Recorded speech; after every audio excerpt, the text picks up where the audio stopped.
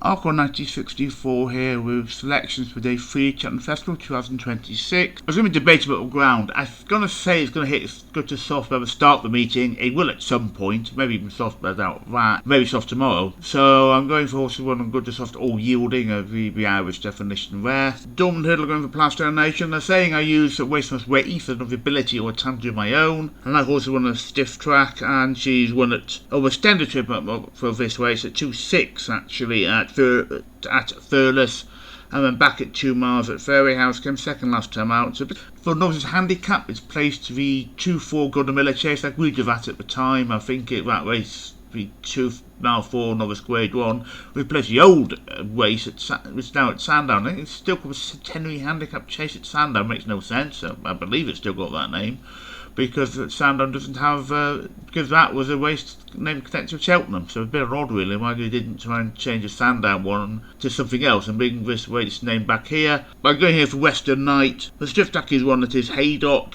He ran with new course. I'm going to actually here say I'm actually splitting new course with the old course. I said maybe yesterday or the day before that I'm not going to count our horses form at the old course to a new course and the new course to the old course. So he's come second here as well. This one horse who actually might on the shortlist, not zero selection, who actually has a bad run at the old course. We haven't actually taken that into account. The horses I say one at Haydock and Doncaster, came second last time out in the Reynolds Town at Ascot behind the Jukebox Kid. Mayor's Hurdle, there's going to be arguments about whether this race should stay in the festival. I said yesterday or the day before, I think it was actually on my review on Tuesday, that I wonder if it could be one of the April meeting instead. I'm not sure it's really doing much here. I'm going to feature the dancer here. It's also won the Yorkshire Rose Hurdle recently, and her one at Cheltenham was a fairly decent one of the 10th hurdle, but maybe so she probably it looks like she acts at various distances between 2 to 3 miles. The stayers, I remember I backed Bollinger last year anti-post, and it's an open race really. I just wonder about Tipu. The 4th year in a row this horse has been favourite. I think Ister Black and Coral Star are horses have been favourite the same as 4 years in a row. Someone's win, some doesn't, and I think it's a short enough price.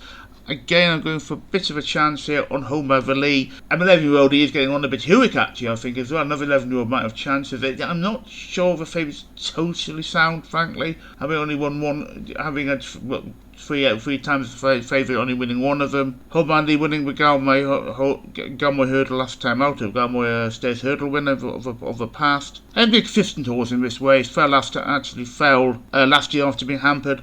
And the other 3 times the horse won all times at one of the new courses, all the times being in the Stayers Hurdle, have done perfectly well. I'm not convinced, so certainly it's the best bet, in terms of the chance of winning, but it's a decent price, I think. Well, now just a minute, I don't know if I was winning or not. I'm going to go a price again for Matata. Won the New Year's Day handicap over 2.5 miles. On the new course, also one of the old courses, not winning that today, but also one there.